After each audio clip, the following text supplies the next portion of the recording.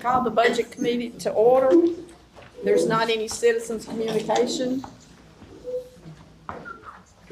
And I guess we're gonna start on the risk management, and we're gonna let Phoebe.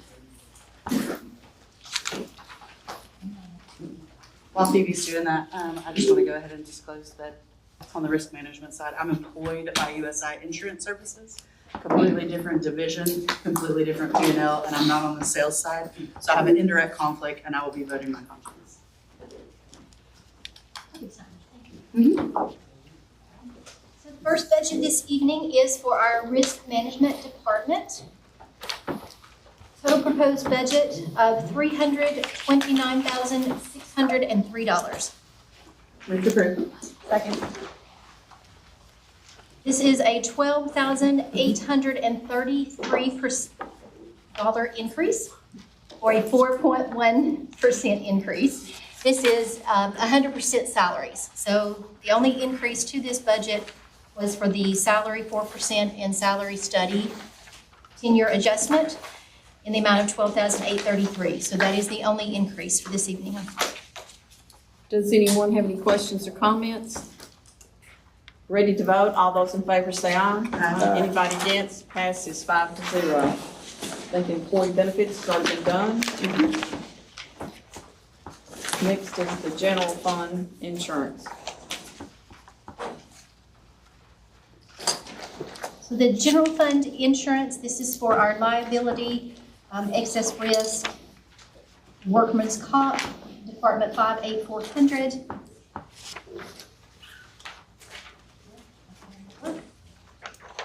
Total proposed budget of $3,756,628. Move to approve. Second. As you can see, this is a 5% across the board. We do not have exact numbers as of today from our carriers, so we are still working towards that goal. Obviously, we will hoping to have those hard concrete numbers today, but we are anticipating a 5% increase across each line of insurance, and that's where you see the numbers that you have in front of you. As you can see, that first line, I know the first two lines look a little odd because there was some, obviously it's more than 5%. Just as we have, that we spoke about in other funds, we had some adjustments and some reallocations when the premiums came in from this current fiscal year. We had budgeted one line, we needed the other, so we did a few modifications, as you can see down through there. Starting with your building and contents insurance, went up 8.6, but that was to offset what we had transferred. And in the same, workers' comp is showing a 77% increase. That is only due to the fact that we had reallocated those funds this current fiscal year. So in actuality, across the board, it is truly a 5% increase. Does anyone have any questions or comments? Ready to vote? All those in favor say aye. Aye. Anybody against? Passes 5-0. Next is the solid waste fund.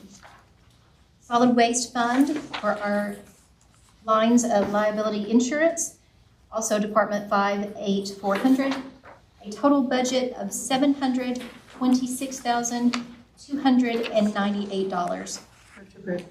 Second. Again, this is just a straight 5% increase across the board. We had mentioned in 116 fund, when we approved as a whole, we had discussed the fact that we had moved those monies in that first line, the $52,000, that was just a reallocation in between those lines. This will obviously increase the amount of the total budget that you had previously approved, increasing that slightly as well. Any questions or comments? Ready to vote? All those in favor say aye. Aye. Anybody against? Passes 5-0. Next is the highway fund insurance. Highway Fund Insurance, Department 65000, and this is a total increase, or a total budget of $1,417,567. Move to approve. Second.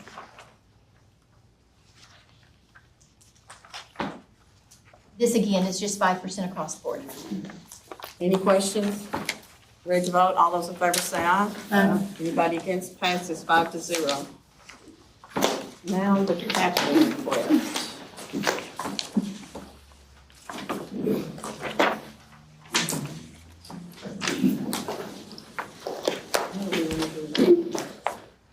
If you go back.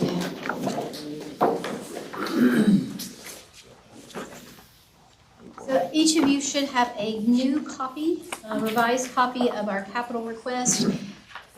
What was sent out last week so that you all had an opportunity to review these line items.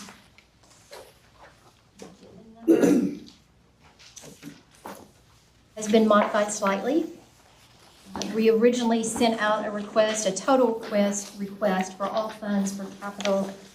It was a total of $48.8 million is what you originally were sent out. Have been working the last few days with the county departments trying to solidify that number, and we have reduced it by $5,617,415.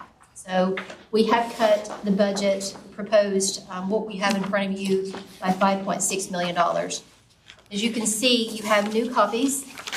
That is what the detail you have in front of you, with the new numbers, as well as a summary sheet that is color-coded, because I lose track of what numbers I'm working on, so that's for my benefit as well as yours.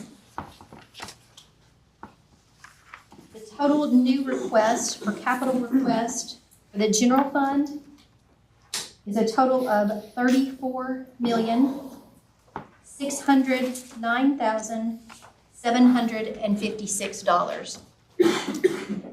As you can see, that first column of your summary will outline every department, every request, and a breakdown of each. And then, of course, you have your backup that will give you a little bit more detailed information.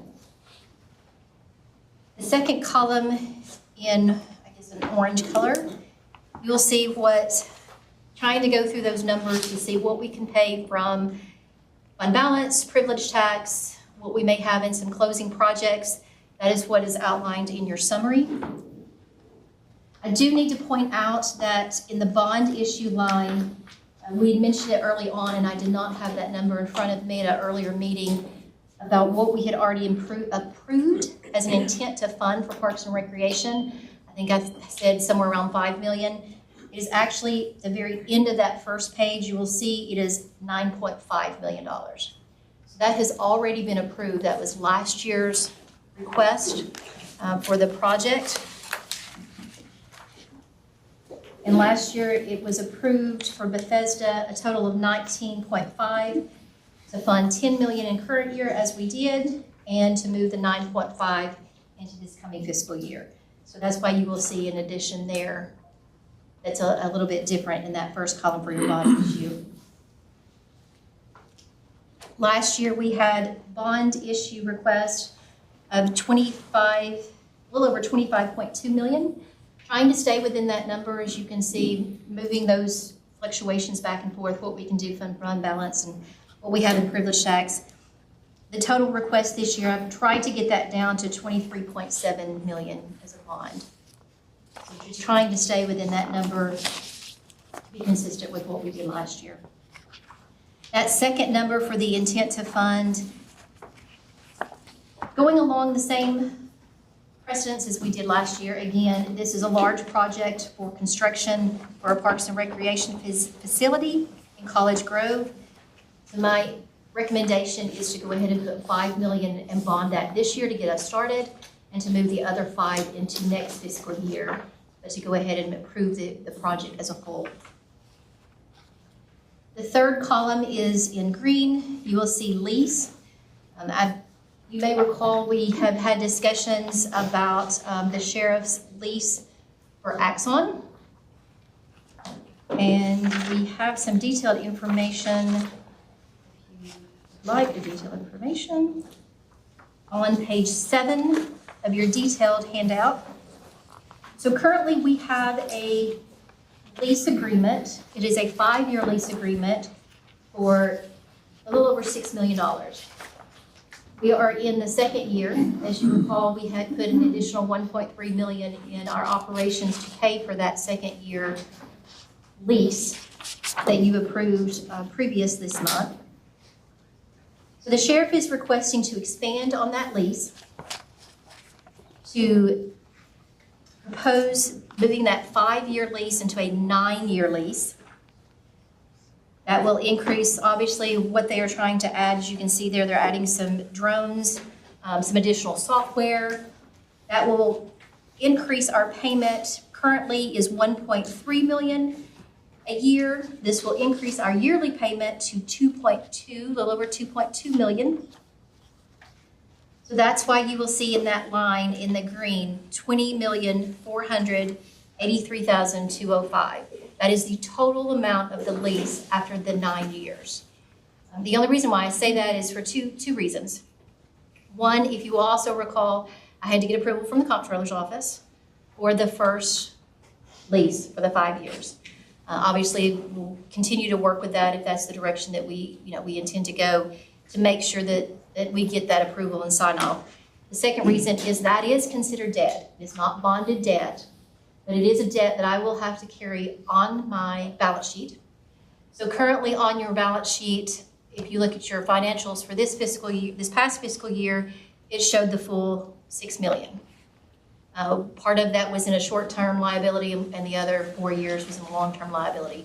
We will have to book it just the same, which will show up as a liability on our balance sheet and on our records. It's not bonded debt. And I just want to put that out there, that approving that, there is an impact for the next 8 years of $2.2 million that will have to be automatically added into their operating budget. This year, the impact, of course, will only be the 2.29 so that we can make that first payment. But that is why that's there, just for transparency reasons. The other column is fund balance.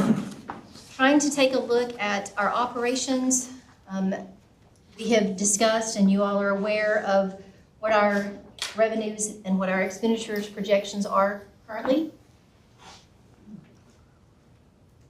Obviously, you know, if we take more out of fund balance for cover operations, I have less to cover here for capital expenditures. Originally, I anticipated to pull around $12 million of fund balance for capital this year so that we could reduce the amount of our bonded debt. What you have in front of you is still right at $11.9 million. However, that has to be offset by whatever is increased and pulled for operations. So this is my anticipated as of today, but if we continue to increase or make any other adjustments in our operations, then obviously I'll have to pull for fund balance to cover that, and then I may have to offset it with this, if that makes sense. It's a give and take. If there's no other new revenue sources, the only thing I can pull is from fund balance or to borrow the funds. Privilege tax, we do have sufficient funds to cover a couple of items in the privilege tax for our fire and emergency management area.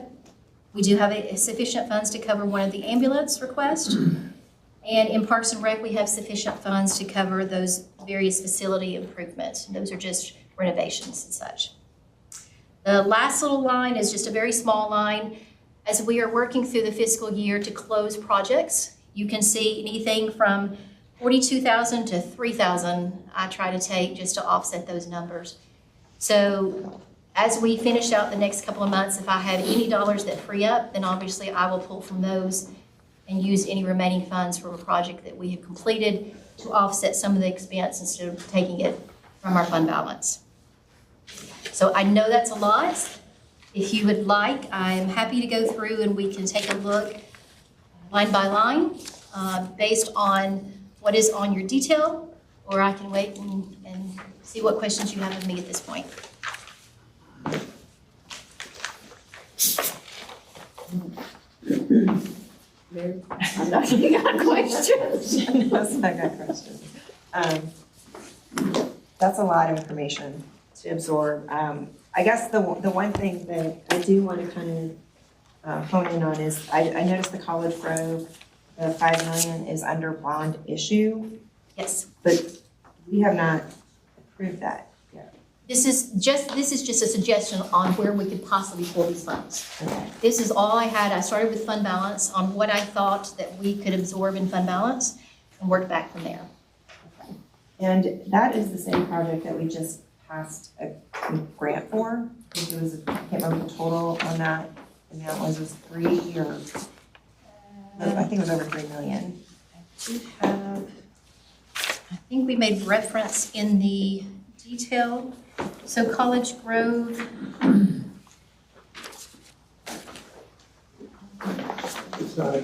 it's not in there, is it? Yeah. We do have some, yes, we can reduce, that was a matching grant. Was it 3 million?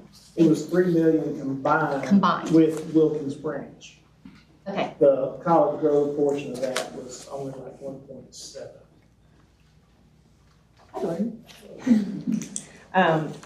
So yeah, I mean, I've had a lot of conversations, because although College Grove is not technically in my district, obviously a lot of my families from Arrington in my district play ball out there. And so we've had a lot of conversations around improving. There's definitely a need for ball fields out there, but I really like to explore another way of possibly funding this project, because I do think that, I think it's a total of, $12 million out there for just, it's probably more than just fields, but I think that's the main request right now is more fields and restrooms is the main focus. I don't know if we've, I don't want to take too much time up here, but I do know that Arrington Elementary, there's an awful lot of land out there where there's already parking facilities and lighting, and I don't know if there's an option to save money on providing more fields, because there's definitely demand, 100%. There's a demand for more sports fields for our youth athletics, and that is a big draw to bring people together in our community, which I'm a big proponent of, building communities. But I just think that $12 million for fields and restrooms, it just feels like 12 million's a lot for that type of project. And so I would like to have more time to scrutinize that project a little more to see if there's options. But at the same time, there's some safety concerns with current fields with parking that I don't want to ignore.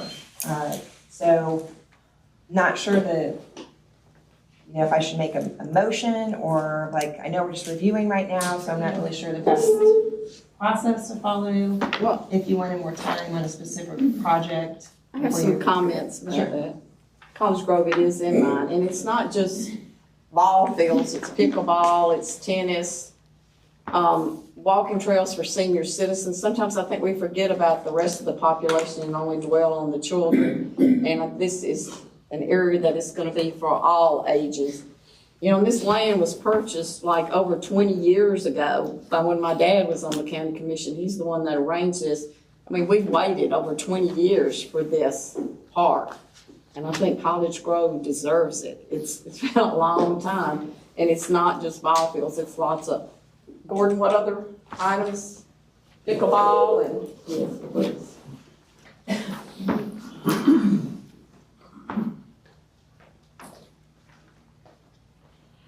Good afternoon, Commissioners. So the College Grove complex would be a regional park for the southeast part of the county. We all know what the growth is, starting from Cox Road all the way back to the county line. We have a need to upgrade those facilities out there, as Commissioner Smith has mentioned. We've got safety issues because we have ball fields on one side of the street and the parking is on the other, and kids are crossing the street, and it's a mess out there, really. So what we're doing is trying to fit in as many amenities as we can. We're looking at replacing the softball and baseball fields. We're looking at adding multi-purpose fields because currently in that end of the county, they do not have any facilities at all for soccer, lacrosse, or flag football. And those are three areas that the community has been asking for. They've been wanting to go out and just cut the grass so they have a place to play in the area that we're wanting to develop. And of course, we can't really, do that. There's just a lot of issues that, that's just not the way to go about solving the problem. We're also working with a developer who is bringing homes online with two other, and Mike can elaborate on this if we want more specifics, but there are like 3 developments lined up, one after the other, that are actually, we share a property line with. And we're working with these folks to add sewer, and we've been in negotiations with them for over a year now. When we bring that online, that opens up the possibility to do these other amenities like pickleball courts. We're not going to do tennis, Commissioner, because that's being done from the private sector just right down the road, so we don't want to duplicate those services, but he's not doing pickleball. So we'll do pickleball courts, multi-purpose fields, baseball, softball, update the playground that's out there, which is in terrible shape, sports lighting, walking trail, the restroom facilities and amenities. We're also going to do a community band area, bandstand that will be out there so they can host community events, bringing community together. So it's going to be a wide variety of activities on the 40 acres that we've owned now for quite some time.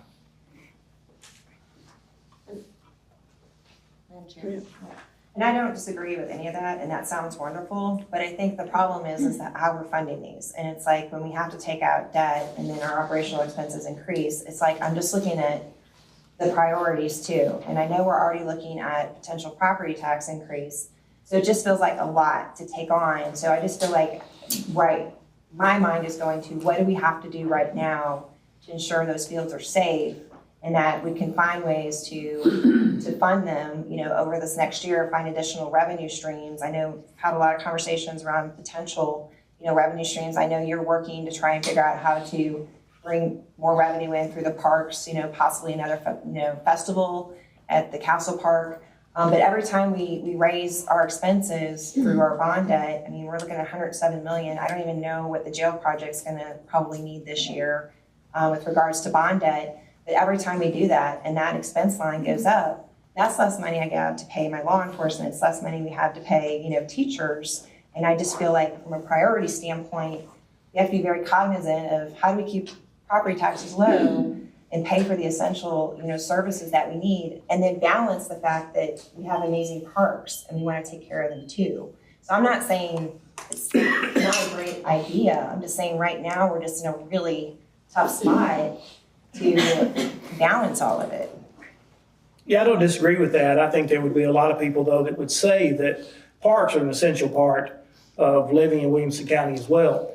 If you have places for these children to play safely, they're not going to wind up in the jail. They're not going to wind up in juvenile services.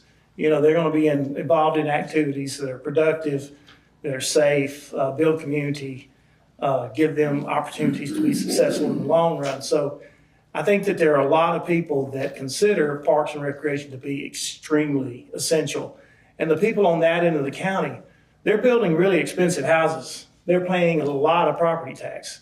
The house values of all these properties that are going to be adjacent to this park are going to start in the $1.5 to $2 million range.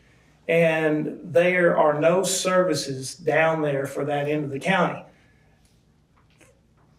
The elementary school at College Grove has been expanded twice, if I'm not mistaken. Middle school at Page has been expanded. Page High School has been expanded. Those things have been expanded because of the current and expected growth in that end of the county. So these folks are long overdue to have these services, to put them at an equal, playing advantage with all the other communities in the county. So I understand what you're saying, Commissioner, and I don't disagree with you, but I do want to emphasize that quality of life is the reason that people move here. They move here because it's a safe community. They really do. We have a wonderful sheriff's department, EMS, EMA. All these things are attractive, but parks and recreation are a big part of that. And we have more users that use the service of Parks and Recreation than just about all the other county services combined. So that's just something to, always remember, that if you go to any of these parks on the weekend, you will see, you won't be able to find a place to park. I had to stand in front of an area a couple of weeks ago just so the mayor would have a place to park for a dedication in Nolensville. It's that, there's just that many people enjoying the parks. So I encourage you to support this, and I'll be glad to answer any other questions. One minute. Commissioner Smith, as I said, this is not something that's happened sudden. This land was bought 20 years ago. They've been waiting a very long time. And every year you wait, it's gonna cost that much more, and that much more, and that much more. I feel like the area deserves this. We've waited a long time for it. And that's my comment. I mean, I kind of stand where, my kids played, College Grove basketball, they played Nolensville, youth sports, and there was a time, when the community could pull together, when there was a need like this in the community that they really wanted, and we didn't have to put the burden on every single taxpayer in this community. Because when we do a property tax increase, that increases rents, that increases, and some of the folks that live in this area, they're asking me questions like, they do want the facilities, but they're like, why is it costing so much? It seems like for $12 million, I should get so much more. So they are asking me these questions to scrutinize these capital projects and what we're spending. And, and I am asking, why are we not looking at some of the land we already own, where we already have parking? If we have Arrington as a huge parking lot and just an empty field out there, why we're not looking at expanding the availability of these services and just thinking more wisely about how we spend the money that we are asking our taxpayers to, take on. And to me, Parks and Rec is the perfect opportunity to look at some sort of public-private partnership where you can lean on the community a little bit more and say, hey, help us out here so we don't have to go out there and raise property taxes to pay for these things. So we can make sure your taxes are going to the services we have to provide, because we want safe communities and, we want, really high education. The schools, I hear, which this is the reason people come here, is the schools. It's why we moved here. And, I had no issue being a resident of this county, paying low property taxes, contributing to all these other amenities that we enjoyed. I mean, I was a big user of Parks and Rec throughout the years, and so I do appreciate what we do, but I didn't mind paying a little extra to have those services available. So I'm not saying not do it. I'm just saying let's try and think outside the box and creatively on how we pay for these wonderful services that we all enjoy. That's all I'm saying. Understand. Any more questions from the committee? Commissioner Lennox? Yes. Question, is there a timeline of how we will construct all these things? Is it just expected we're starting now and it'll all be done now? Or is it over a 3-year period, 2-year period? Like what's the thought and the plan for that? No, it's a process. Case in point, we're, rounding out, trying to get everything done for another regional facility in Bethesda. And that project has been going on now for almost 5 years. And we're still phasing in the funding. So what Ms. Riley is helping us with is something that's pretty standard, is that we pay for it as we go along oftentimes, so we're not holding that debt for a long time and, and not spending it. So no, it can't be done overnight. But do we have a formal plan to say we're doing X, like Yes, we do. pickleball courts today, next year we're doing, okay. Yes, we absolutely have a plan. We just don't have the schematic drawings for it, but that's how we came up with the dollar amount. So we just don't pull a dollar amount out of the hat. We plan out what the costs are projected to be. And, to Commissioner Herbert's point, if we don't do it now, it is going to cost more next year or the year after. But once again, if those were folks in the other, commissioners' districts in this county, they are the last part of the county to have any serious upgrades. If you will remember, Last year, we funded $4.5 million for new lighting, LED lighting, which is going to save the county a significant amount of money for energy costs. It's going to make the playing conditions on the fields much better. Guess who didn't get lights? College Grove. The reason that College Grove didn't get lights is because it would be wasteful for us to do any upgrades out there, knowing that we've been planning for years and years to put a new park online out there. So I try every single day that I come to work to spend our tax dollars, because I live in this county. I try to manage my budget very efficiently. I try to raise as much revenue as I can. And all the commissioners need to understand this. At the projected way that we are running this department, over the next 10 years, the county's Parks and Recreation Department will put over $120 million in the general fund. You can write that down. I can almost guarantee you it'll probably be more than that. But $120 million. There's not another department in county government other than the fee collection departments that will do that. They're not set up for that. But we are. We do as much as we can to make it cost affordable for the residents of Williamson County to, by choice, participate in these activities that we provide. You see our newsletter, you see our highlight reel. I hope you're paying attention to the stuff that I'm sending out to you. This is essential government at its finest. This is quality of life.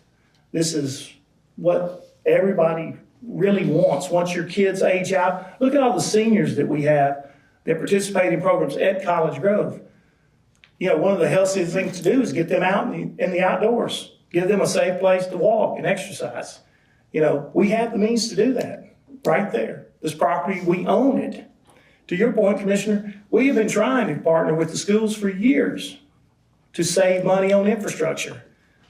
Schools aren't interested in going that way. If you look at the master plan that we provided you a couple of years ago, one of the key components of the master plan to save money was to partner with the schools. Now, I'm not trying to throw the schools under the bus, but it's out there. The template exists. We've done everything that we possibly can to make it easier for you to approve these things. So once again, I'm asking for your approval on this. Thank you. Thank you, Gordon. Does anyone have any questions about any of these other capital needs? Madam Chairman, I do. This is a sheriff, if you don't mind one of you. So this lease that we're talking about, to ask for an extension carrying it out to 21 million over the life of this equipment. Refresh my memory, if you don't mind, take me from the first year we did a lease, I think it was $1.3 million. Is that? The lease was, that was the first year's payment, yes. The total lease was $6 million. And now, the 5-year is how much? So the 5-year original lease was 6 million. 6, yes, sir. And then the proposed 9-year will be 21, so that combines the 6 into 21. My question to you, Sheriff, I just wanted to get all that on record. Why are we doing a lease for 9 years when the equipment changes, the technology changes? Could we not leave this at the 5-year lease at 6 and gain some more? Because I just can't imagine technology won't change again and we'll have to make moves. That's a great question. Thank you, Mayor. So the component that's not included in the 5-year lease is records management software, which is at end of life, which we have to replace. And as I've explained before, we're trying to consolidate as much technology as we can under one roof, if you will. One throat to choke. We already have body cameras, in-car cameras, tasers. That's this 5-year lease that we're talking about with Axon. Well, Axon also does record management software, along with Evidence One, which is our evidence management software, along with drone programs. All of these things that a la carte would cost us a lot more money. But the cost of the records management software is exponential. And in trying to restructure this contract to put all of these things into a bundled package, it, in my opinion, is more feasible to stretch it out over a period of time rather than pay for it all at once. We've got to have a records management software. Southern Software is at end of life. It was probably at end of life when we bought it, quite honestly. It's a poor product. And so we've got to replace that. And this is the solution to replace it. Now, I've kind of set the stage for you a little bit, and my lead on this is Chris Mobley, who's down here on this end, and he can share a little bit more about the intricacies of this software as it relates to this lease program. So if you don't mind, I'm going to ask Chris to explain a little further. Thank you, Sheriff. And I guess to start off with your concern, Mr. Mayor, this lease agreement does include equipment refreshes, depending upon the equipment type. Depending upon the equipment type indicates at what point, but it's set up at 3 and 5 year intervals that they would be equipment refreshes, so that way we are staying up with the technology changes as well. When we went into this, and kind of to go backwards, we did just do the contract with Axon, and I can say from the administrative side of it and from the feedback from the guys, we are very happy with the product we've gotten as compared to the prior. But there were some more needs that we recognized this year. The big one being looking at a new RMS system. Axon Records does provide something like that, which will keep all of that under the same umbrella. We also did need additional equipment as well. We needed more body cameras to either outfit the reserve deputies and also the new positions that were given to us this year. New tasers, additional tasers for the same purpose. 12 more fleet cameras to outfit the vehicles and everything that's going to come under those new positions, and as well as additional third-party data storage. Our video data that was under utility is still housed by utility. As we finished up the contract last year, they locked us out of it for several months, charged us a little over $90,000 for a 1-year retention contract, and we're still bound by that unless we find something else to do with it. So we're talking to Axon about increasing our third-party data storage so we can move it to the utility storage to Axon and get it out from underneath that utility umbrella and quit paying them as well.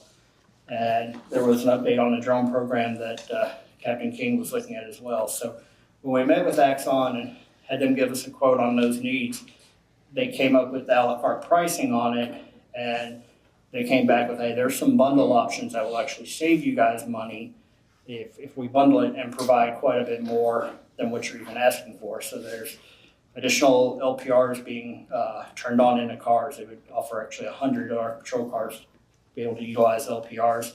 Instead of just doing the 3 drones, they could do a 4 drone system. There's a drone detection system, AI efficiency system that works with the RMS to help with the deputies doing the reports, speed up the amount of time that they're doing it, giving us unlimited third-party data so that we can migrate all of our video over from utility, and the FUSIS Real-Time Intelligence Center, which would integrate with private partner cameras, government cameras, LPRs, and our CAD system. And it can be utilized from an investigative standpoint after the fact, as well as real-time on a single pane of glass, so that way when the call goes out, bundled, it come up at about $2 million total than what the a la carte price would be. So that's where the numbers kind of come up for a total of that. But there will be equipment refreshes built into it. I believe the body cameras change out at 2.5 years. I want to say fleet changes out at 5, and the drones change out at 3. I'm not positive on those numbers. I was trying to look real quick so I could give you definites, but there are equipment refreshes on that. Okay. I'm not smart enough to figure out all the equipment you need. But my 2 comments to you and the sheriff is that with our AAA rating, we can buy as cheap as anybody can lease to us. And I've never been proven wrong on that. My other comment is I'm not against the equipment. It's staring in the face of $21 million over 9 years on a lease. That at the end of that lease, we don't have anything. Could we not look at this on the 5-year lease and not take the extension to the 9-year lease and buy that equipment? Let me address that, and I understand your question, Mayor. And so, we're already locked into the 5-year lease. Correct. So, and that's with the in-car camera, the body camera, and the tasers. It doesn't include these other things that we're talking about needing. And so if I understand your question right, you're wanting to know, would we be better off just to buy those things aside from this 5-year lease, which we're locked into?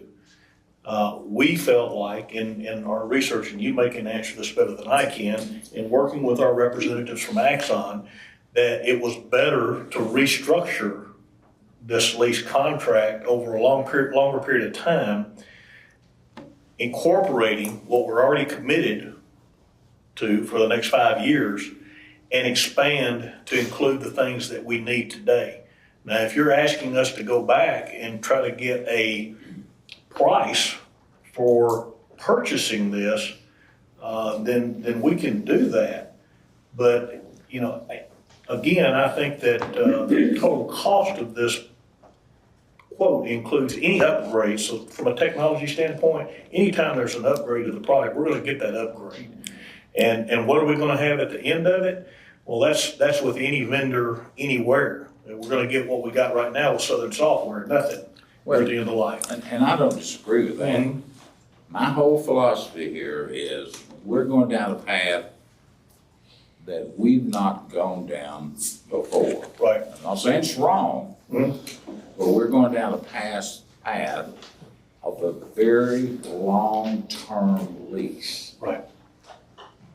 And with our purchasing power and our ability to look at it, I would want your stamp of approval, because you're an elected official just as all of us Absolutely. up here are, that we're getting a better deal leasing it for 9 years. 9 years, is that? Yes, sir. 9 years at $21.5 million, as opposed to maintaining the current lease, which you're committed to, for $6 million, if I got my numbers right, Chris. Roughly, yes, sir. 6 million. We're locked in at 6 million. We can't change that unless we do a buyout program, and I'm sure it's built into it. But we're putting $15 more million for additional equipment and drones and whatever else you mentioned on a lease that we've never done before. We don't, in this county, we try to avoid a couple of things: long-term leases, and I'm drawing a blank, where you borrowed money at a low rate. We haven't done that in years, never. Where you borrow money at a low rate and then you capitalize it when the interest rate goes away. It's kind of like a Variable. variable rate. Thank you. in We don't get into that market. That is a bad deal. Many counties and cities have had to understand. figure that one out. In my 40 years' experience, it's not the cost of software that gets you, it's the maintenance. And we can't buy that maintenance. I suppose they could quote us for maintenance over a period of years and give us a flat price and look at paying that all up front, opposed to coming to you every year and adding a maintenance cost back into our budget to maintain the software that we purchase. It's not the purchase price that's going to get us, it's the maintenance cost.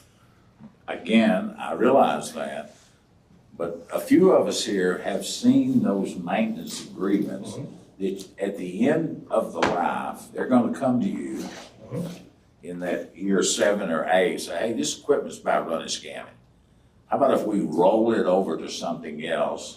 And they've automatically got you locked in. And there will be somebody, and I've learned that too, that creates a better mousetrap down the road.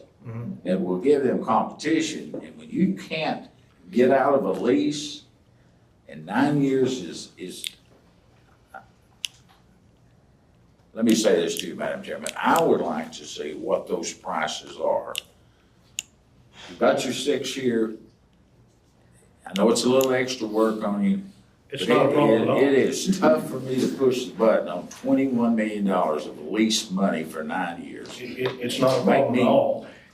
as I sit and listen to these conversations about lump sum money and having to come up with that lump sum money now opposed to $1 million or $2 million this year, $2 million next year, it seems like a reasonable request to get what we need without having to come up with that exponentially large number.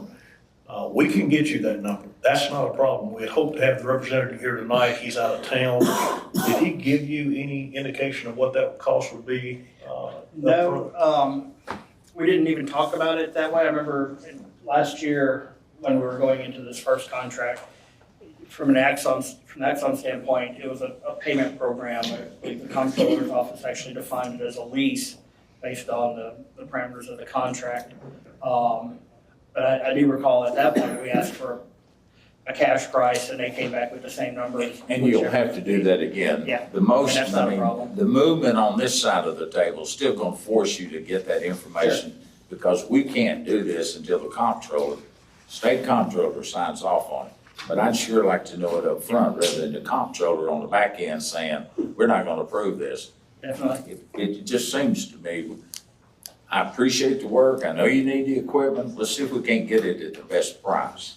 I'll get in touch. I know he'll be back he's actually in Phoenix next week, but he'll be available to me next For week. $21 million, I bet he could be here tomorrow. If you Well, I can tell you for the drone program alone, we did do an a la carte price of that, and it was much more expensive breaking it out than incorporating it into this package deal. So that's one example, and we had taken that out of our capital request, which was initially in there. But we'll be happy to do that. That's not a problem at all. I totally understand. I have two questions. So on the drone program, are you talking about the fourth drone or the drone program in its entirety? Well, let me call Chief Rodney King to the podium here. He just completed training on drones this week, or this past week, actually. And ironically, we're getting more and more calls.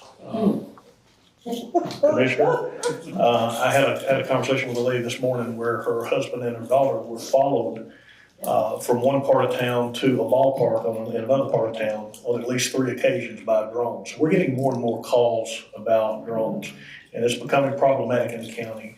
So we gotta have a program in place, not only that we can utilize for our purposes, but that we can counter these folks that are utilizing drones throughout our county. And Rodney, you might speak to that a little bit based on the training you just had. So what was your question again? Well, just, when he was talking about the addition of the drones, I was just wondering if it was in the lease, the addition of a fourth, I don't believe that we currently have a drone program, like 3 drones on, is that part of the current contract? Or No. we are asking for 3 and then they threw in a 4th? No, it's actually, we don't have the drone on the program right now. It's just the 3 things that he talked about was the tasers, body cams, and car cameras. The drone program, we want to start it kind of soft to add the drones in. They have the DFR program where direct, the response to things. They took that out because that is a drone sitting on top of a building, say the hospital. We get a call, Nolensville somewhere. That drone picks up and goes there, right? To have an overhead view before you even get there, right? That's the direct response of the drones. We took that out to add the 4th drone so I can get 2 to patrol, 1 on each shift on the nights and days, 1 for tactical operations and 1 for narcotics and CID. Because they can process death scenes, wreck scenes, everything else with the drones. So to add the 4th one to that, it is just an extra, take the DFR out and then add the 4th one for that. They've also put in 2 tactical packages for SWAT and other stuff as tactical operations. They're smaller, you can fly inside of houses where the other ones we were not. So that's where that program began to start. We bought 3 or 4 in the past. We never actually had a drone program. We just bought drones and thought we were cool then. But they are out of date. They're not serviceable. They're not anything. We'll have to get rid of those. So they're not even serviceable. Does this include, so I know that we keep talking about software and there's a records management system, which I think is what we're requesting pricing on, right? A la carte pricing, but, and this may be a combo question. For that records management system, and the pricing, is there also competitive pricing? Do they have a competitor? Is there a reason that it has to be Axon? And then second question related back to drones, is there additional, besides the drone that we think about and the mechanics of deploying the drones, is there additional software required that is a part of the package or separate from the package to manage that program? It's all inclusive. The camera system of that, it ties into Axon. It's all writes to each other, talks to each other. So it's no additional, if we want to put like a glass breaker on front of these things that makes spins and breaks glasses, that would be an additional cost. We would never ever do that. So there is gadgets you can put on drones that do that, but all that is inclusive in what we asked for. So we would no additional price to that. And then back to my question about Axon or another vendor, records management being tied to the same vendor as your equipment, whether it's drones, tasers, body cams, is records management, is that integration crucial or is it nice to have? I think it's crucial with ATEX. Yeah, I mean, to say it's absolutely crucial, no. I mean, we could go with another records management system. I mean, it's kind of what we're doing right now, right? Yeah. Yeah. The benefit of getting it all under one thing, especially with our body cameras, our tasers, all the various information to cars, is that Axon already has the integration built in. So it will upload information from the body cameras. It'll actually pull the audio and go through and create some draft narratives and everything for the deputies to reduce the amount of time they spend writing the reports. For their use of force report, it'll pull the taser data automatically from it. To get another company to write those type of integrations is definitely raise their price point well beyond what Axon's charging. So it adds a lot of efficiency. It takes a lot of the work off of the deputies doing reports and gets them back out in the field doing their job a lot faster by having it. And then because it's all under that one umbrella with our drones and everything else, the evidence all goes into the same place under evidence management. And it keeps our detectives and the officers that are following up on cases from having to go to multiple different data points and look and find things. Let me expand on that. It goes back to that comment I made a little bit earlier about one throat to choke, trying to get everything under one umbrella. All of these pieces of software have to integrate. They have to talk to one another. And if they're not all under the same umbrella, then you're gonna have to pay interfaces. And you usually gotta pay an interface on both sides. And so what he's saying is, what we do in the field will integrate with what we do in evidence. And what they're seeing on the body camera is going to integrate with the report that the deputy is writing. It just makes sense.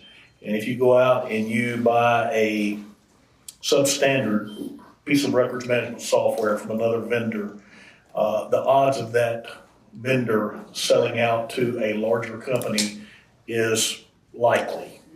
Axon is kind of the standard in the industry. We've seen that they have just grown their products over time and expanded to be pretty much a one-stop shop. And what they do, what they say they'll do. And that's rare in the software business. They'll tell you they'll do things that they'll never be able to produce. And I've been down that road many times. So is it crucial?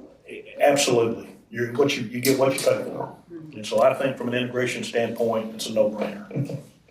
And we'll add to that, from the RMS standpoint, we did kind of cautiously go into looking at Axon. Our experience with law enforcement technologies is that most of these companies have their flagship, and then they'll kind of bring in some other products, whether it be by acquiring a smaller one or something like that, and then trying to patchwork it in. And so we were a little bit cautious that might have been the Axon side of it, since so much of their stuff has to do with devices as opposed to just softwares.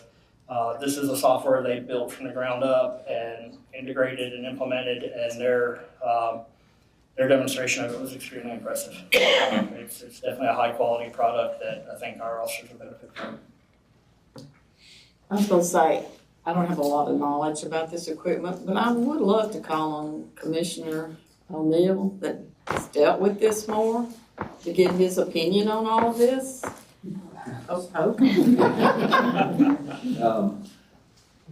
We have been through many vendors over our years and careers, and they promise a lot and don't always deliver. I will say that it's my experience that Axon is the one that all the rest of them are chasing, trying to be like, and now I'm always a little concerned when they become the one-stop shop, then they can hold you completely hostage. And, for having some contract language or something that would keep that from happening, but there really isn't a better product. I mean, that would make some other people mad, but I've seen it all, and it just, the way it works is it's flawless, and you have to have it in law enforcement. It's expected now. So I got tased at Axon headquarters in Scottsdale, Arizona. That's where I first got tased, and they've come a long way since then. And when that happened, they were just working on the cameras that were in glasses, but they have come up with some pretty interesting products. And to me, it's all about the contract language, what we get, and making sure that everything is in there that they say is going to be in there. But that's my experience, and we've had some bad records management that is supposed to fix everything, and they promise you that it's coming online next quarter, and I think they were still about to come online with something that I needed at Brentwood Police Department that had been 4 years earlier, and it's supposed to come next summer or whatever. But so I guess that's kind of my experience, and like the bottom line is that they're always trying to chase Axon. I mean, it'd be good for everybody if there was another competitor, but it's almost like that they're the ones and everybody else is about 10 steps behind. Do you feel like all this equipment they're trying to buy is necessary? Oh, yeah, for sure. I mean, this is modern. We want modern day law enforcement, and that's what it takes now. And it's not cheap, and it's technology based, and it's going to be moving into AI based stuff. I know Axon's already doing that, and believe me, I'm not a spokesperson for Axon. I think it's expensive, but it's what the costs are. And the department now that doesn't have body cams is way behind and can't get anything, past the jury in a lot of places. So it's the efficiency part of it, where it's starting to write reports and all that is a big deal, because this is past just tasers and body cameras. It's all these other. We'd be paying close to this anyway, right? Under the current contract, if it was a 9-year contract now, it's only unless I'm doing the math wrong, which is very possible. Well, we're under a 5-year contract right now, but it would become an 11-year contract. But our 5-year contract is a couple $1 million a year, right? I think it's a little less than that. 1.3, Jennifer, that's what we're already committed to. But that's just for tasers and body cameras. That's just for tasers, body cameras, and in-car cameras. And typical RM records management systems are all very expensive. Very expensive. Price, so that's Yeah, and the one thing that we haven't talked about is conversion. And anytime that's another reason for trying to get everything under one umbrella, because when you get into data conversion, it never comes over clean, and it's basically trash that you can't get out, and it's data lost is what it amounts to. So we try to reduce we try to reduce any opportunity for data conversion. So that's another huge issue that we have to deal with. And I will point out to you, the video that I sent to y'all, I shared with the commissioners here recently involving the apprehension after a vehicle pursuit. That was an Axon product. And while you watched it in a video after the fact, we watched it live, sitting in the office. So when the pursuit was happening, we went to actually Captain Mobley's office, and we watched it unfold in live time. So that's when somebody tells you they can do something, being able to produce actually being able to do it that's where the rubber meets the road. Don't tell me what you're gonna do, show me what you can do.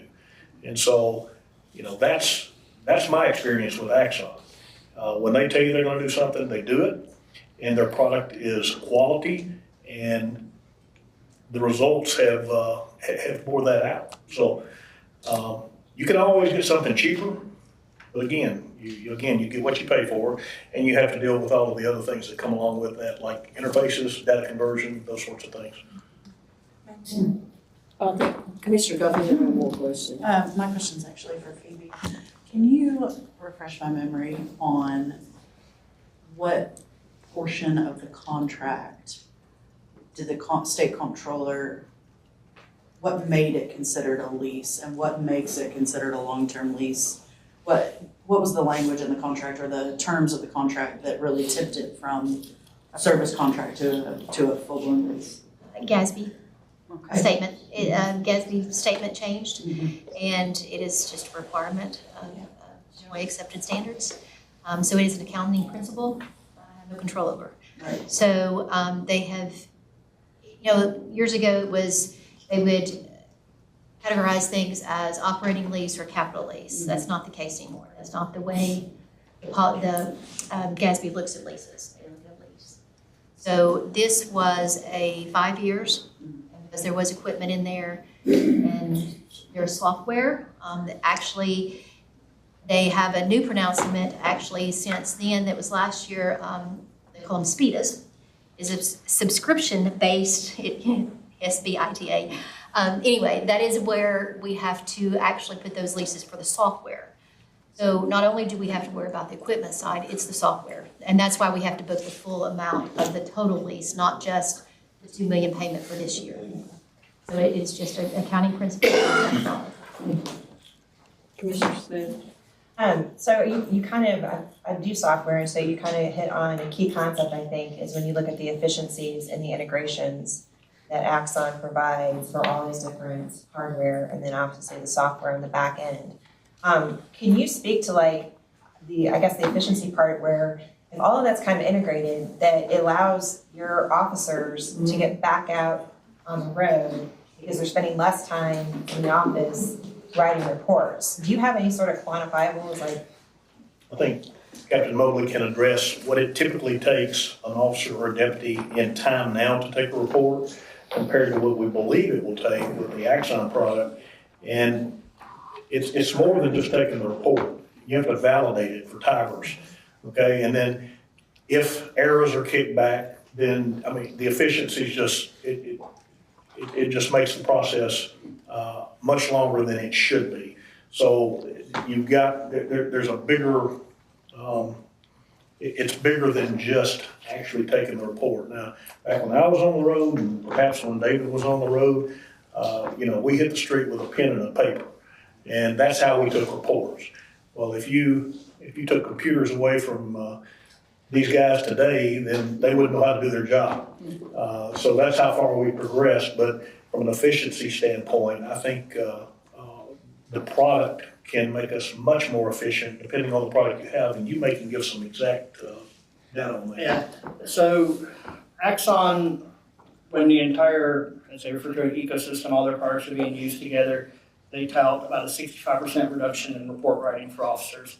So that would be utilizing their evidence.com, which is where all the video and pictures and stuff upload to, along with their RMS system and their AI draft forms.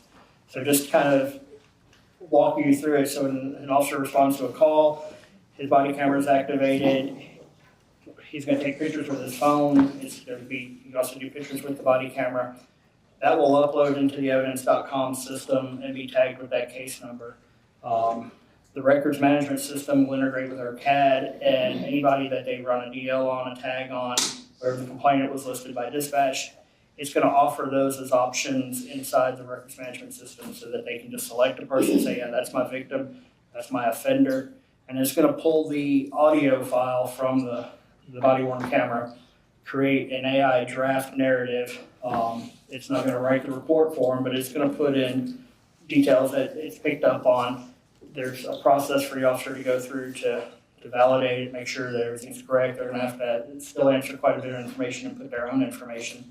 And then it's gonna take the videos and pictures and everything and lump them all together into a case automatically on the backside. So it's gonna tie that all together, and that case will be created and ready to go. It'll compare it to the Tiber's validation responses, let the officer know, hey, you still have to do this, this, and this to satisfy state compliance. The officer can go in there, fix that, and submit it to the supervisor for approval.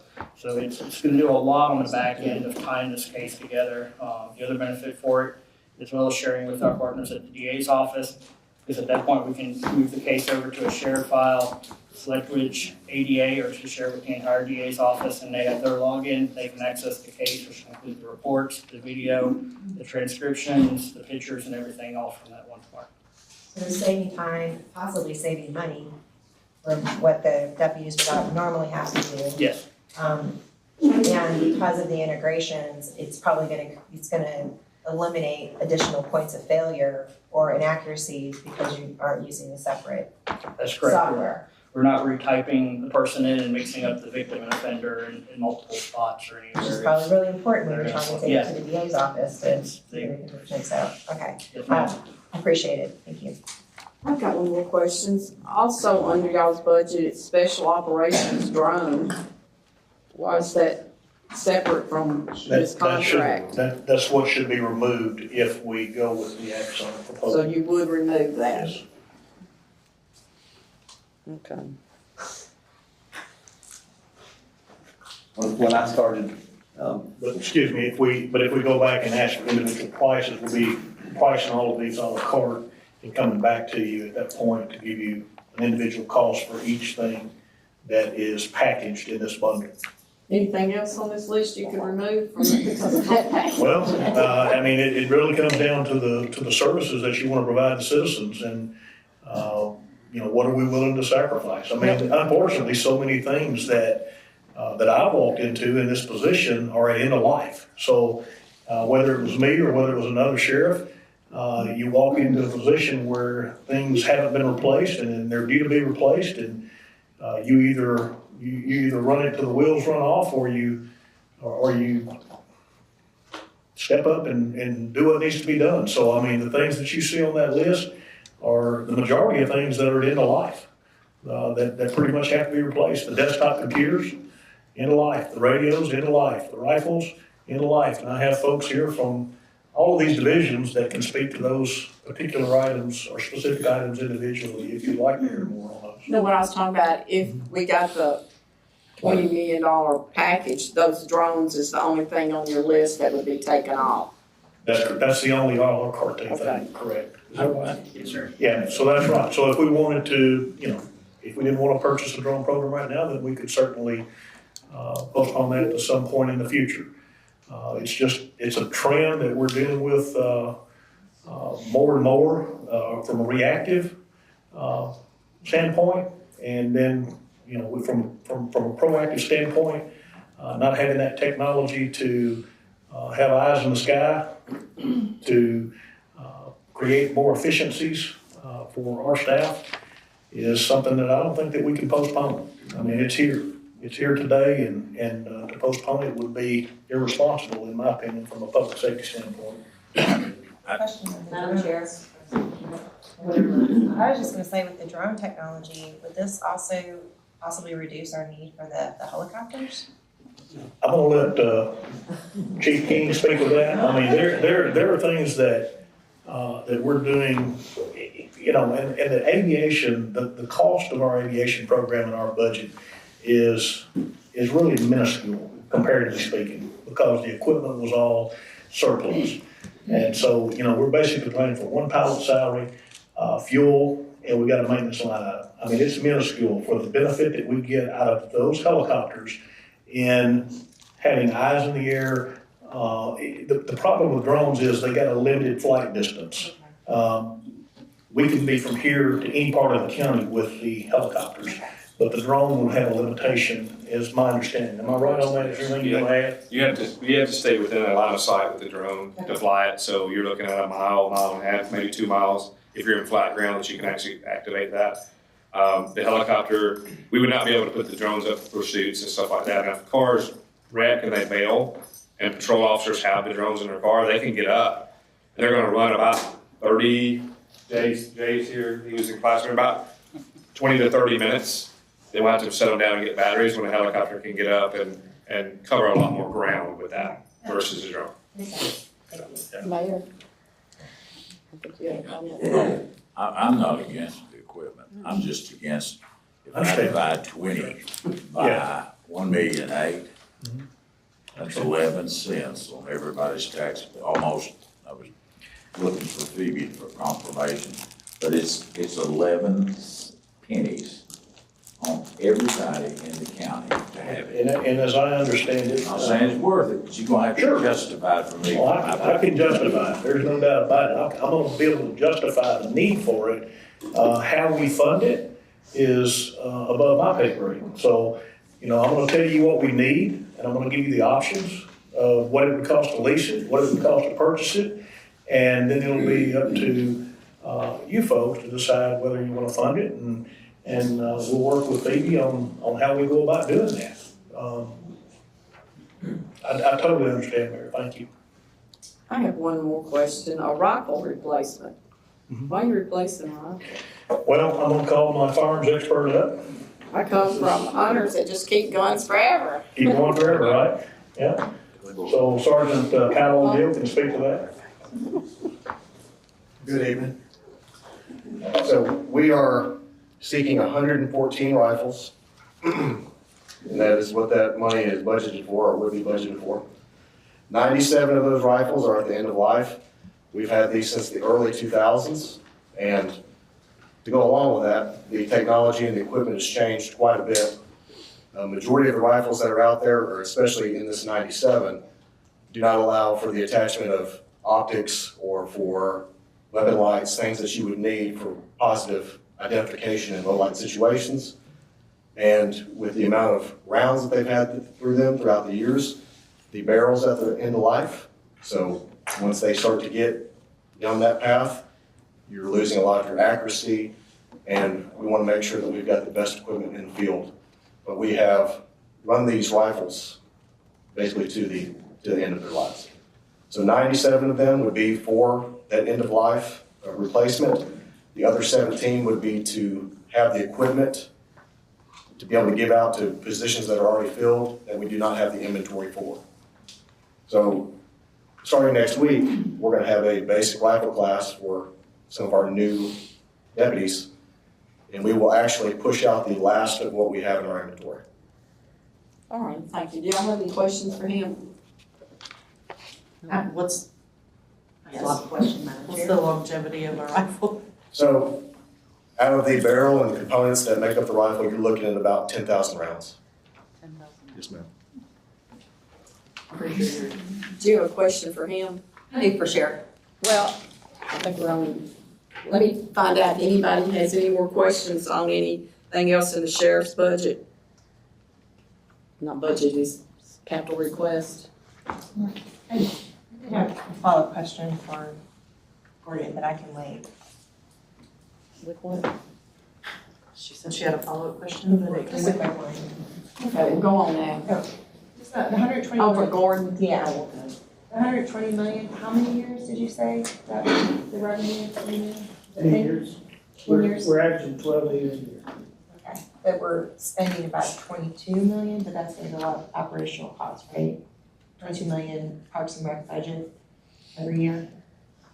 I'm just trying to Yes, figure it out. we're a little bit over 57% cost recovery. Okay, thank you. Commissioner, do you have one more for the sheriff? I have just a few clarifying.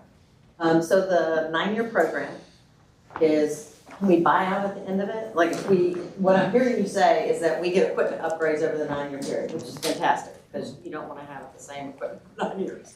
Yeah, you're buying it at today's prices and not 10-year from now prices. Right, so at the end, you have the ability to buy out, like if you, at the end of the 9 years, you have XYZ rifle and can you buy it out? Or do you then have to go into another so many year contract? How does that work?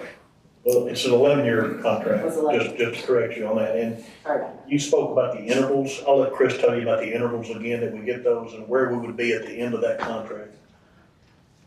So, yeah, based on last year's contract when we went into them, there's an unfunded clause as well.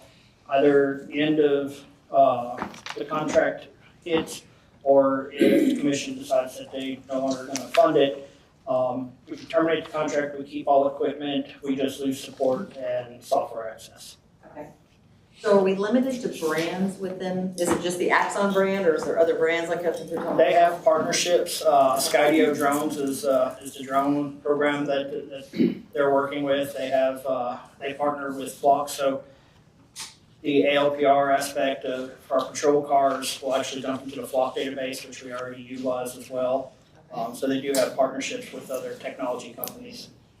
It sounded like you're already gonna do kind of a cost benefit analysis of leasing versus purchasing, so that's already answered.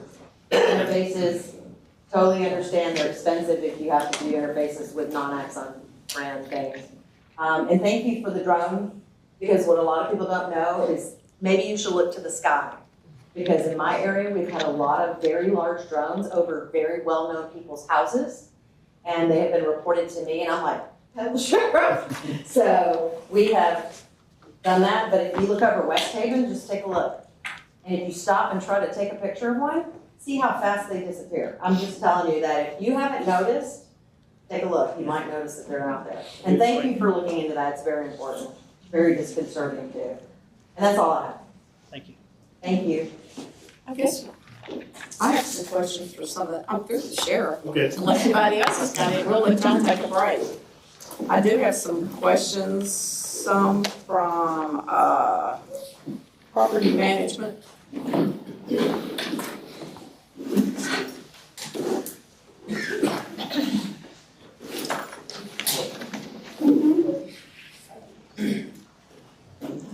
The only one is the Dan German Hospital repairs. We don't own that building. Yes, we do, yes, ma'am. We own the Dan German building? We just got that back from the Heritage Foundation this year. Oh, so we just, that's what I We thought. don't know. We got it back after a long-term lease, Yeah. which we don't like the long-term We leases. leased that and all the repairs that need to be done. We're doing the repairs, they're paying us back. Oh, okay. Are we gonna continue leasing it to the They're gonna Heritage? lease it after we get the repairs. Okay, that's all my questions then. And the next is the historic courthouse videos. I think there's two. One's under the judges and one's under IT. What is the difference between the two? Has anybody from IT here? Yeah, Sean is. What is the historic courthouse video? It's an upgrade to the AV system, and it may just be an error that it's in both.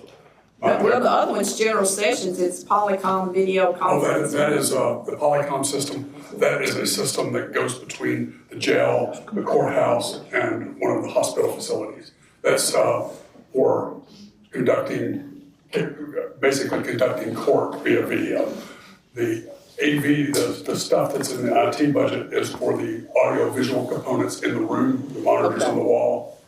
The Polycom system is just the camera system between the courthouse, the jail, and the hospital.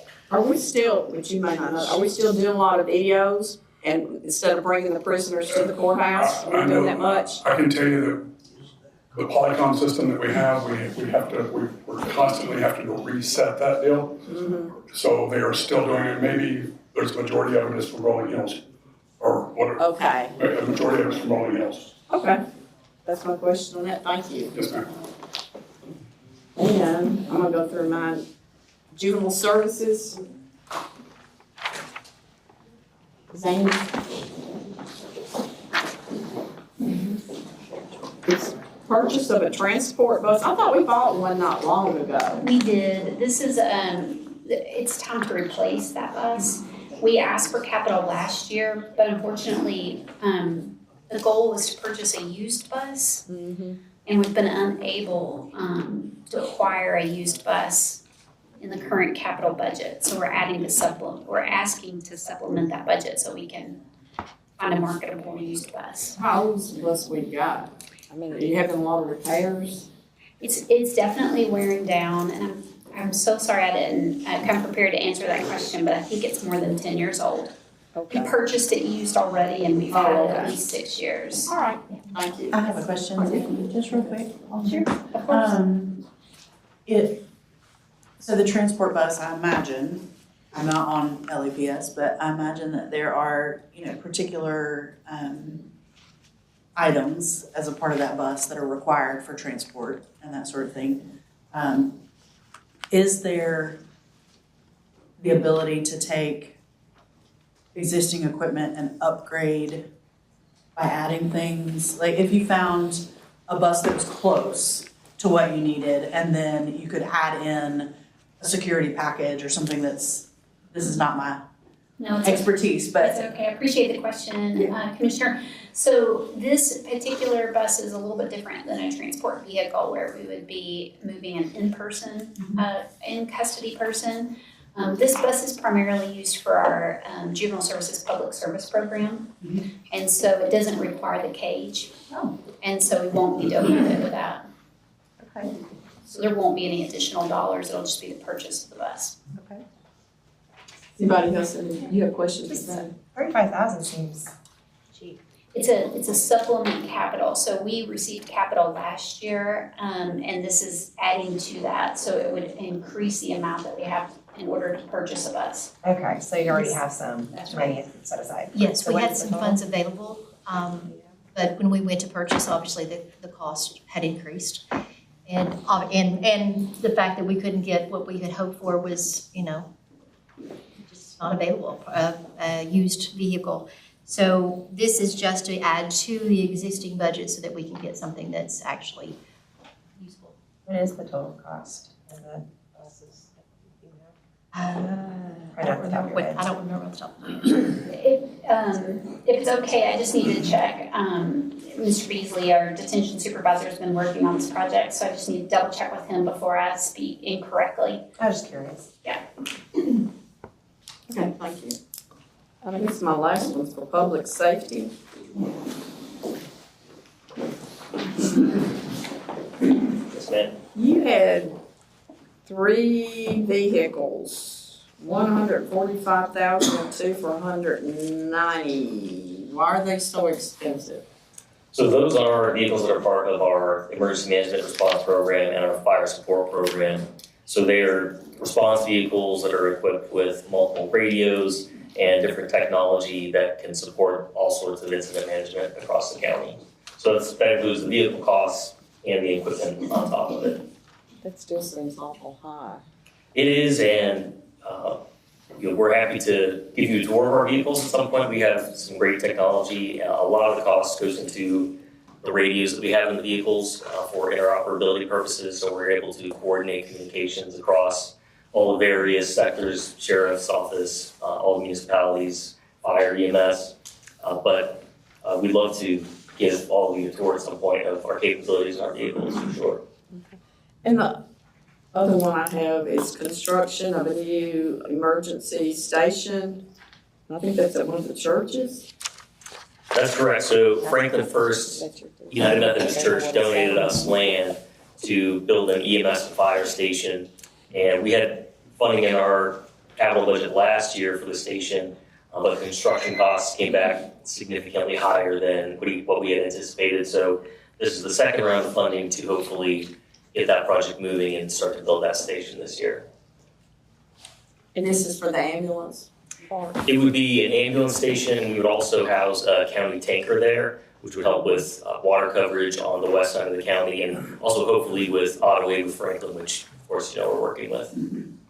I guess I was just concerned because we, had to approve the ambulance, with the amount for the ambulance service. That's one more out there, kind of increase the cost too. But is there no ambulance service there now at all? No, so I think the presentation that you gave, and I'll probably say this wrong, but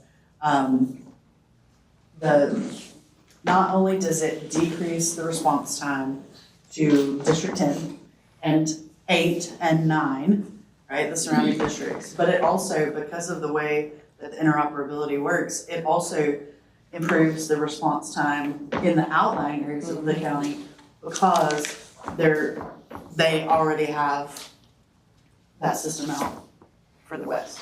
So it's been, I'll let you talk to the rest of it, but I recall because this was really important in our district and I had a lot of input on this one. Yeah, you're right, and we are very squeezed for space in terms of EMS.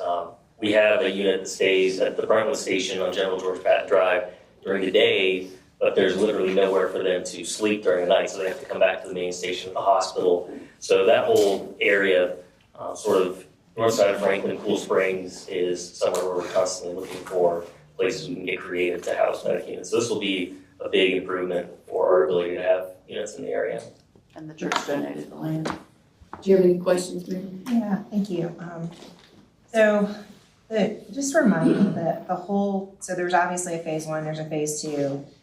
What was the total cost of this project?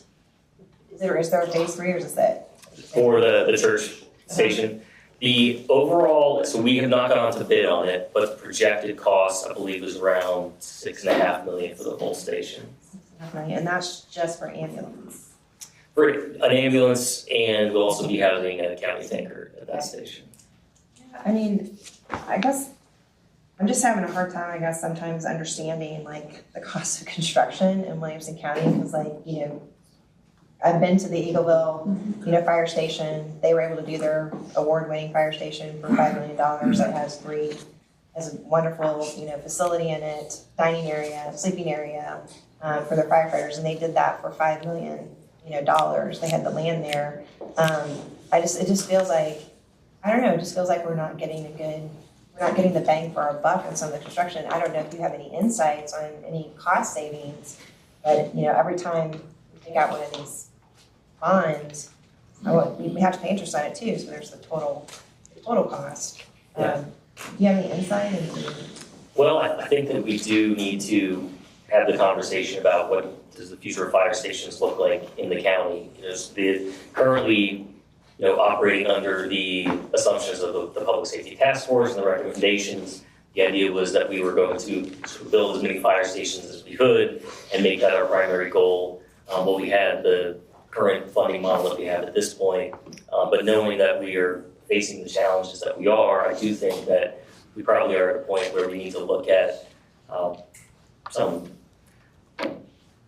more efficient ways to spend that money and look at the models like Eagleville. I think I said Chapel Hill last night, but yeah, the Eagleville station, which could be more of the model we want to go towards. We have looked at building stations that are able to withstand significant wind events and are going to be 100-year buildings, and we just may not be in a position to be able to do that knowing our current financial state. So I think that you are right that conversation needs to happen, and we need to take a hard look at what can we really fund in terms of fire stations for the future of the county. I appreciate everything that you've done. The only other question I had is on the ambulance units, how many do we have total across the county? Was it 16, I think, I heard last night? Currently, we have 28, of which 18 are in service at all times. And they are in desperate need of repair, or replacement, most of them. And if you look at our long-term capital plan, we do expect by fiscal year 28 to get to the point where we can replace chassis units. But right now, unfortunately, we're at a total replacement where there's not much to salvage out of the current units. What is their lifespan typically? Like how long? Around units, yeah. The average lifespan for the ambulance unit? You can roughly plan about 5 years with the volume that we put on them. And they're gasoline-based units as well, so that actually helps us on cost over the long haul versus diesel. But it's roughly about 5 years at the pace that we operate. Okay. And one last question, because I see this is definitely my area, the fire engine for Triune. I know it's a 3 to 4 year lead time, so we gotta plan ahead for those. So are we anticipating a request to start construction on Triune? That's the hope. Unfortunately, it was something that we had to cut from this current budget to start that process. But along the lines of your comments, we do need to start looking at how we make that happen more quickly. As you know, we are standing up a fire engine out of the EMS station on Malachi Lane, but that current station won't fit a full-sized engine, so all we can put in there is a mini pumper at this point. So whether we have a new station or we're using the Malachi Lane station, we're going to need a solution for a full-size fire engine. So yes, hopefully next year we'll get funding to start building that station. Is that all your questions? Does anyone have any questions for any of the other departments in their capital requests? Grant? Question for Phoebe. Yes. So right now, it looks like the funds that you kind of set up on your plan is for a total of 23? It's 23.7. 23.7. Do you know now how much additional bonds we're gonna need for the jail project for this year? We do not, Robin. We have, did the 20 million this year, obviously, for that first draw. And we also have some education impact fee fund money that we are going to utilize to help offset the cost of the ALC. So that will extend that a little bit longer, so that hopefully that will push us through the next year until we get new pricing and the final drawings for the schematic. And I don't have a timetable for the next draw for that. I wouldn't expect it to be more than, again, another 20, because we're trying to do that drawdown gradually as the construction progresses. We have not usually able to say this, but the principal payments next year, as you know, our debt service budget went up drastically. That is because this coming year, we will be paying $64.4 million of our debt down. Those are principal payments. So again, trying to keep that in mind with what I was projecting for possible needing for a bond issue.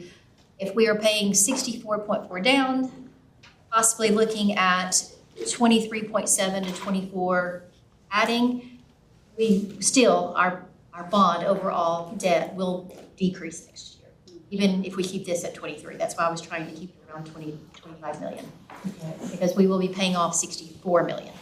Have we gotten anything from the schools yet? I have not. I heard through the grapevine, they're like, be asking for 30 million. There, I know there's an intent to fund, I think, coming in May. I do not have that number off the top of my head to see what their final number is yet. So I guess I appreciate that attempt to let's at least keep any new bond debt at or below what we're paying off on our principal. So we don't really know what the schools is gonna ask for, but if that's the goal right now, if they stay at 30, we're looking at 73.7. If they're 30 and we're asking for 23, so that's about 50. And then if you think for JJJ, so that was trying to stay, not knowing the JJJ project, how much we were gonna pull. Just looking at schools and our request, keeping that below the 64. But yes, you are correct. Depending on what we request for the JJJ, it could put us right at what we're paying off, or it could be slightly over or slightly under. So we do, if we had to do some, kind of move anything around, if we're gonna do, I guess, Gordon's probably a question for you, the Bethesda, are we gonna need that full 9.5 this year, or would there be an opportunity to? It's hard to answer that question right now because we don't have the timeline established yet, but construction will begin this fall. Okay. And the estimated time for a facility that size is 16 months. So, yes, ma'am, we would probably need that in this budget. What would be our options if we wanted to try and keep our capital request, at least the bond issuance, below what we're currently paying off in principal?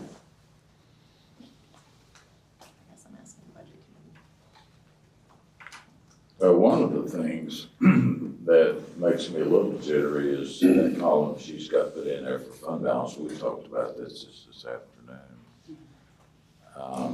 You're on, under the current model, that only leaves us with 4 months worth of approximately 4 months. That's probably a heavy, I mean, the last couple of years, we've really drawn down, and to take another nearly 12 million, we got $12 million. Makes me a little nervous for next year. Now, will it affect our bond rating? I doubt it. Can it be worth a little bit more after Brad gets through next year? But that's why we have that difference between the collections and what we budget at. That allows us to have some of those fund balance dollars. So I think you have to keep that in mind. I appreciate the effort that Phoebe's done to get it down to the 23 number. But you're looking at the column we've never looked at again. I don't want to keep bringing it up, is in the lease area. That's adding pennies that you have to be concerned with for future years. And that's why it's so critical to get the best price. And then to take a fund balance drawdown like that. All it is money. Mayor, I have a question. Did the departments request a lot more than this, and you and Phoebe have whittled it down, am I correct? Do you know what it was originally, the request for capital? The 48 that I sent you all last week actually was a slight reduction from what it originally was. I do not have that very first one. Close to 60 million. 60 million. So this is the third time this has been cut to get us down to the 34.6 for general fund. We do have, obviously, the two other funds to consider is the solid waste fund. Their total ask is $3,589,900. They do have sufficient funds to cover that in their fund balance. Also, we have just applied for a grant that hopefully will pay for a couple of those large vehicles for the 200, let's see here, we have let's see what line item that is.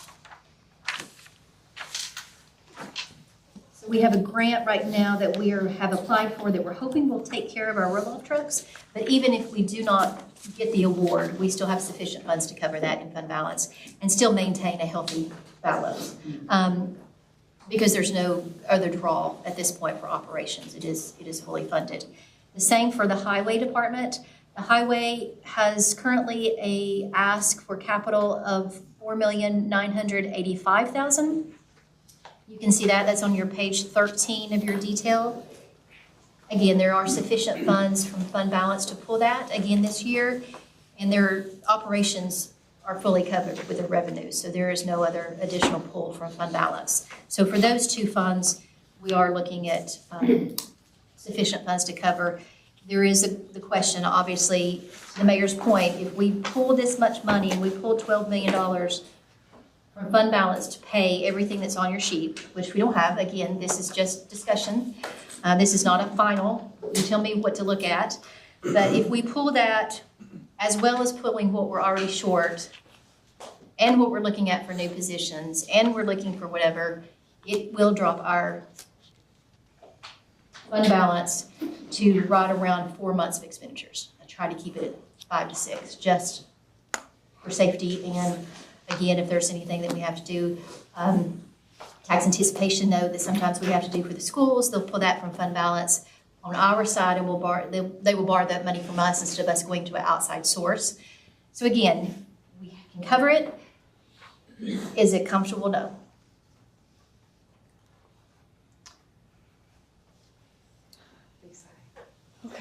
Are we ready to vote on the general fund? I guess we need to vote on each of these separate, don't we?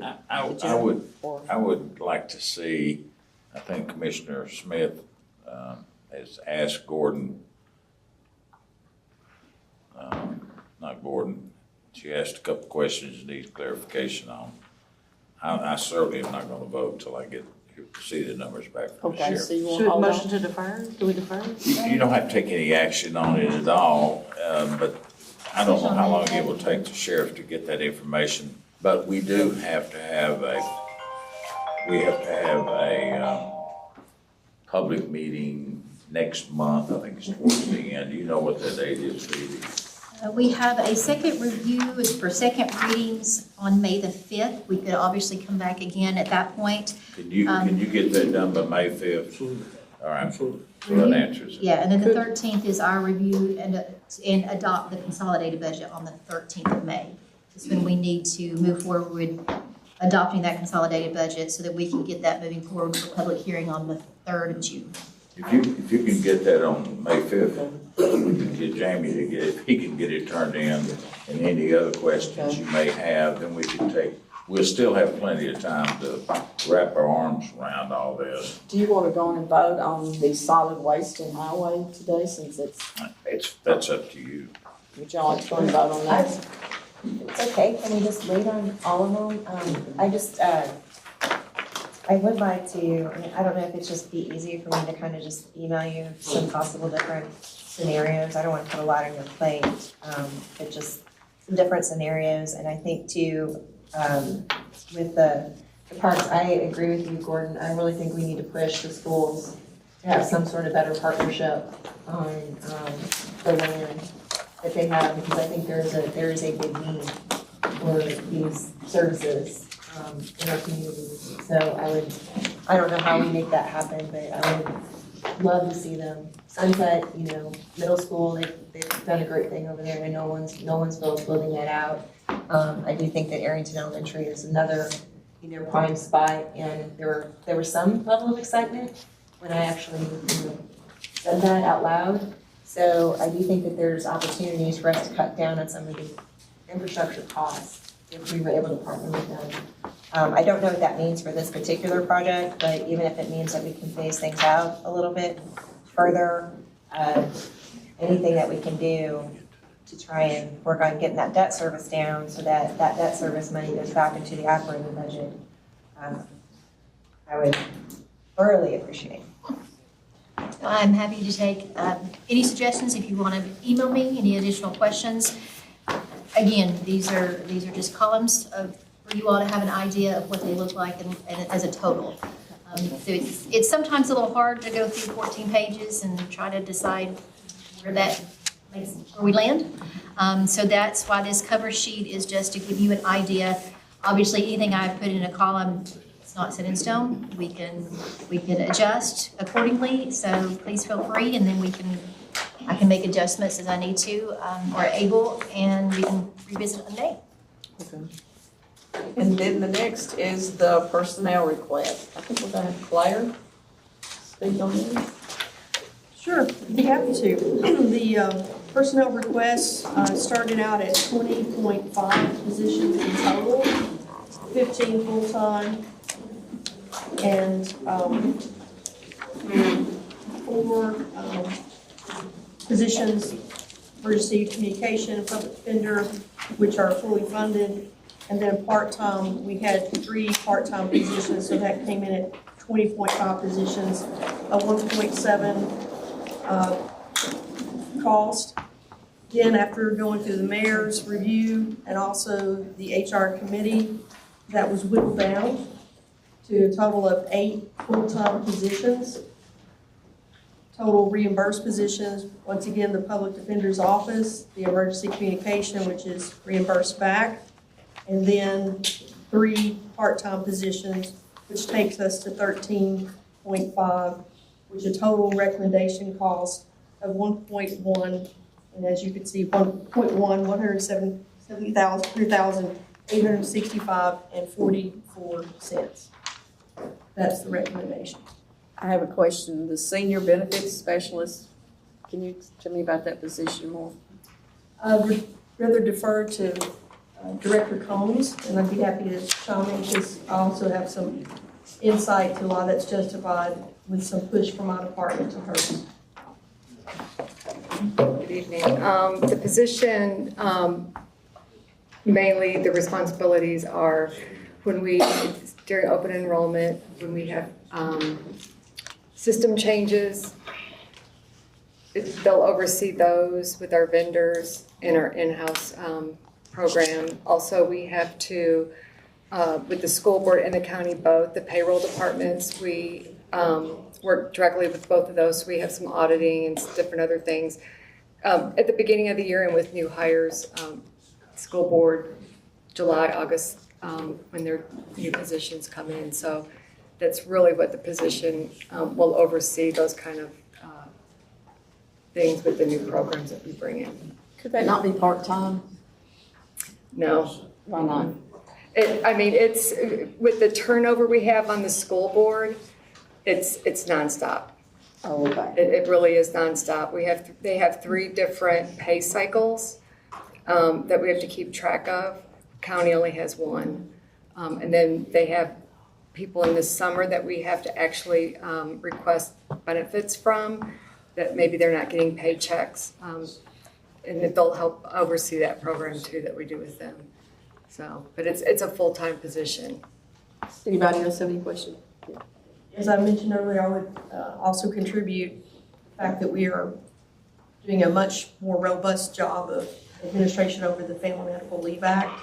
That's created an increase over the last 2.5 years to Director Combs' department. So I can attest that we've put more volume on her by ensuring that every individual that's having a qualifying event is filling out the proper paperwork, and that ties in with the disability. So there's an uptick, if you will, in the paperwork that's hand in hand.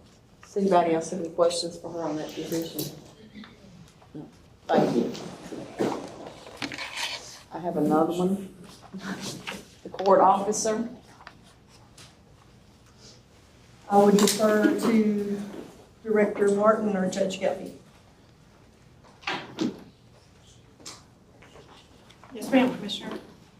I guess I know you've gotten a building for the 3rd judge, but why do you need a full-time court officer? I know over at the courthouse, the big courthouse, all of the court officers are part-time, and don't y'all already have 2 full-time court officers? We have 1 full-time and 1 part-time. And we have 3 courtrooms. We have 3 courts going at the same time. Could this not be part-time? No. The way that we have cases is different from the adult court. Our cases involve multiple parties, and the court officers are responsible for gathering those parties. And that in itself is a full-time job, because we could have, as you know, 8 or 10 people on one case, and several cases set on a docket for that morning. And that court officer is responsible for gathering all of those people for each of those cases all morning. And you can't run back and forth between 2 courtrooms at a time. I guess my concern, because I do go over juvenile court, is, I'm over there and there may only be 1 courtroom going at a time. That's the reason. What else would a full-time court officer do? If you got 2 full-time, what are they doing the rest of the time? Well, today we had all 3 courtrooms going, all day. But not always, so what do they do? Do they have any other jobs to do besides the courtroom? And when there's court going on, what do they do? They have very little downtime. We're pretty busy most of the time. I guess I haven't witnessed, I know you're busy on certain days, but I see days where that, I think having 2 full-time court officers and a part-time is more. If they did something else beside that, I could understand. I just don't see 2 full-time court officers and a part-time. I appreciate your position, but they are stressed and working hard. Has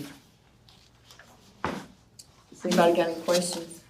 I guess to Commissioner Herbert, how difficult would it even be to hire a part-time person for this? I'm kind of looking at the salary ranges on these positions, and I'm like, these folks ain't living in Williamson County for the most part, so they're gonna be driving the distance more than likely to come work in the court. to get a part-time person at half of what's here, would that be a difficult feat? We've requested a full-time court officer because we feel like we need that for the volume of cases that we're doing and the number of courtrooms that we have. We're going to do whatever y'all approve, but we're telling you what our needs are. Would you be concerned about that? I mean, I would rather see something less than the 40 hours where it cut off on the benefits part. How many hours? Is it 32 that pays benefits? 32. I'd rather see a position 30 hours.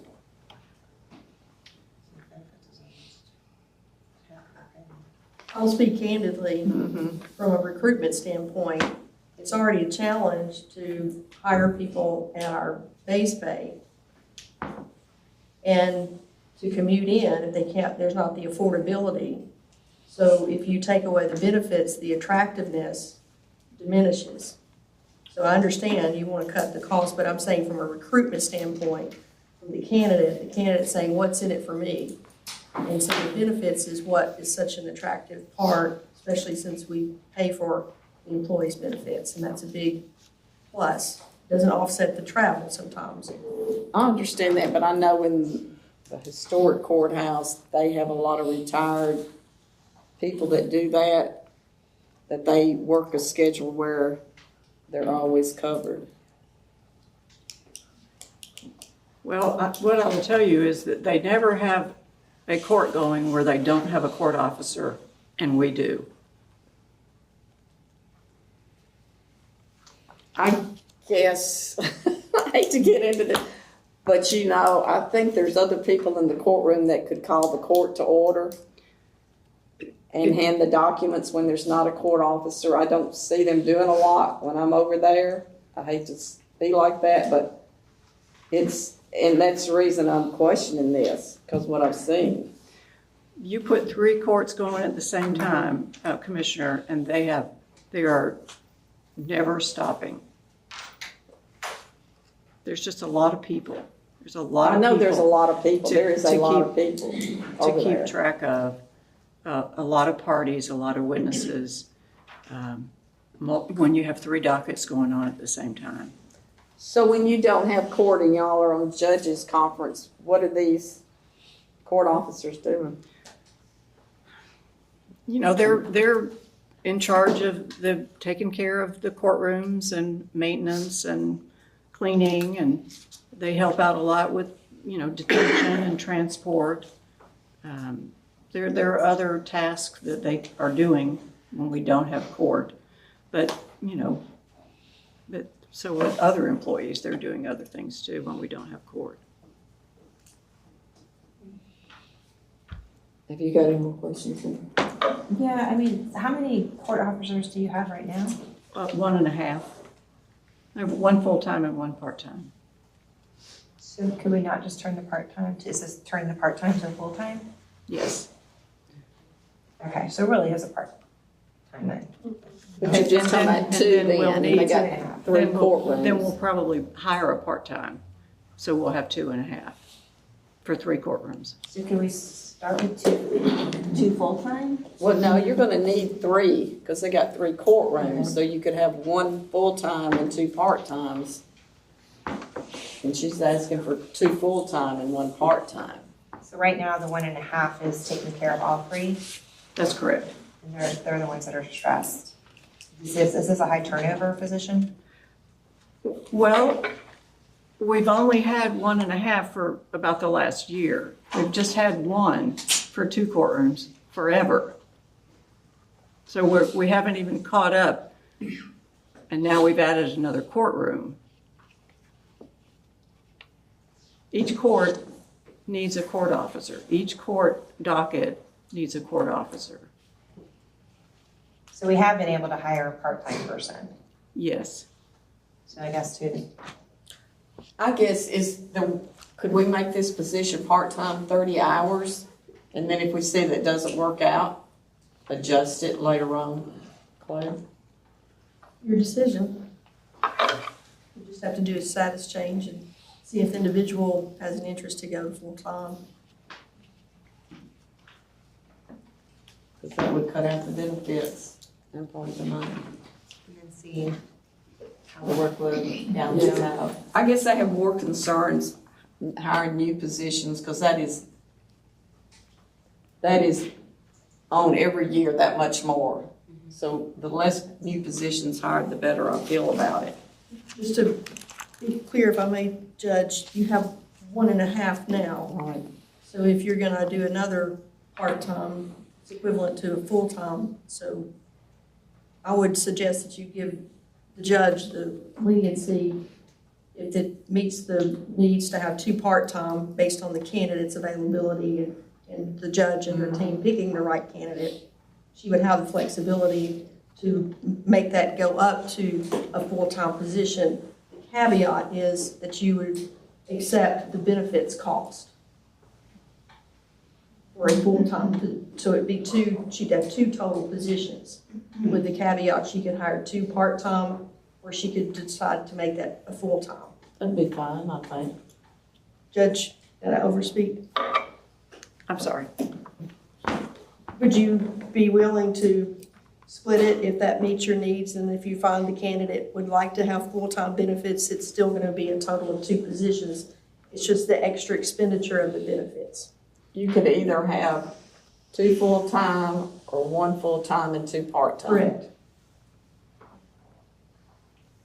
I mean, we're gonna do whatever you approve. I have a candidate for a full-time position right now. My concern is that, and we're gonna make anything work, you know that, we always will do that. That I'm still gonna have a courtroom that's gonna be left without a court officer at some point. Well, if you did the 1 full-time and 2 part-time, I mean, you would schedule that time when there is court. Because I know y'all don't always have court always on Fridays full-time. We have court. I mean, you have not Every- 3 judges always at the same time. The reason that we needed this additional courtroom was because we didn't have availability to set cases with just 2 courtrooms. Now that we have 3, and we have 3 judges, we are going to be using it much more than obviously, because we've never had it. And so that's where the need comes in. We are going to be using it. That's why we did it. That's why I understand that. I guess my concern is, you're a judge, I know you're doing court, but y'all cannot do court all day long. So there are times you're down. That's the reason I was thinking of this as part-time, because judges can't always be on the bench all the time. And I don't like seeing somebody sit around because they're not got a court duty. I understand that, but what I can tell you is that right now, they're not sitting around. Now that we have the 3rd courtroom, they're not sitting around. The 1.5 that I have. My question is, what do y'all? I was on HR, I already approved this, so Oh, okay. I'm gonna approve it. Yeah. I mean, I know you're there at the courts, and then you see the amount of activity, but I also am very empathetic to the fact that it's really hard to hire part-time people to come into the county. But then I'm also like, is there a compromise here where we start part-time, and then with the caveat that if it is pickup, we don't want to stress people out. I don't want high turnover. It takes a long time to train people and teach them how to do that job. So, I'm kind of on the fence here, It takes a long time for people to even understand what we do as opposed to other courts. So we're taking a risk on being able to hire somebody that's going to be able to do it part-time and them not finding something else to do versus go ahead and improving the part-time or the full-time position in hopes that we'll find somebody who'll be able to stick around for a while, which might end up. And my fear is that I'd be coming back to you year asking to make it a full-time position, so. It sounds like that you've already got a candidate, which is some of the hardest work to do sometimes to begin with, and that not being a full-time spot would mess that up. So It's a barrier. Recruiting is some of the hardest things that anybody can do now anyway, so if it costs a full-time spot to be able to get a good person that's gonna stick around. The judge would be in a difficult spot, if I may, if your current part-time person, you can't adversely impact them by forcing them to work full-time. So you'd have to terminate them if they weren't able to meet the new position's requirements. So you would adversely impact this part-time employee. That you may need later. Just I guess something if to ponder. I'd use some other duties they would be responsible for when there's not court going on, because I know court don't go on all day long in 3 courtrooms. Y'all can't do it. Y'all have other things you have to do besides the court. Well, I mean, I do. They do, Commissioner. I mean, but there really is not, there has not been that much downtime for them to do other specific tasks. Like, they will help out with a lot of things, but in order to identify a specific, like, you're going to do this when you're not in court. I mean, I didn't finish today until 4 o'clock. Are they salary or hourly? But these are hourly positions. So they'll be punching in the clock.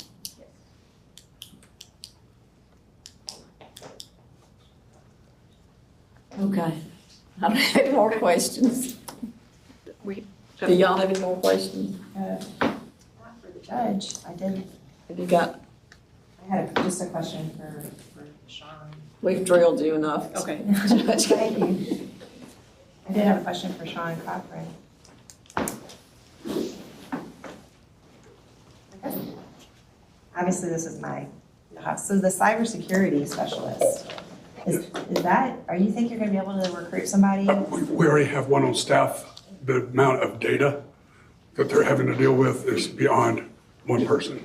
Yeah. That's the reason for Well, the I'm not second. questioning your need to have one, I'm just questioning, like, are you gonna be able to recruit? I mean, 'cause I know those positions are very high dollar amount positions. Yes, ma'am, we will be able to recruit.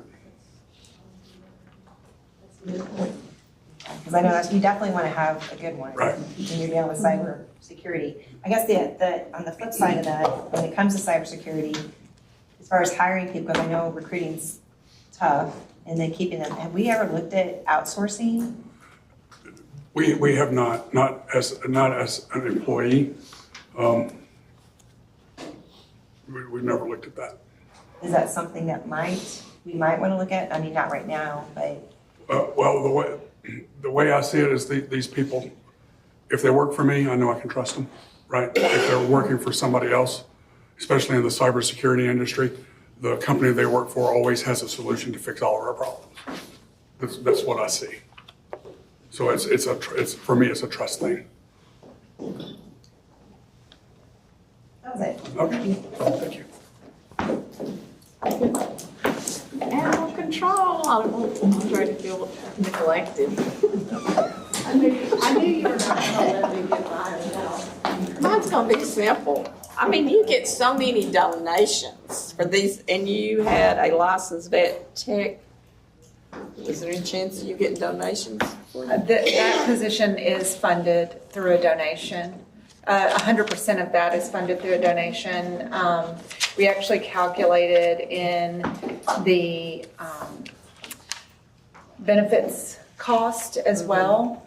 And so there's no cost to the county. That'll just be coming out of a donation that we already received. Okay. So, Have y'all got any questions on that? Thank you, ma'am. thank you. Does anybody have any questions on any of the other positions? No? I already asked mine in HR.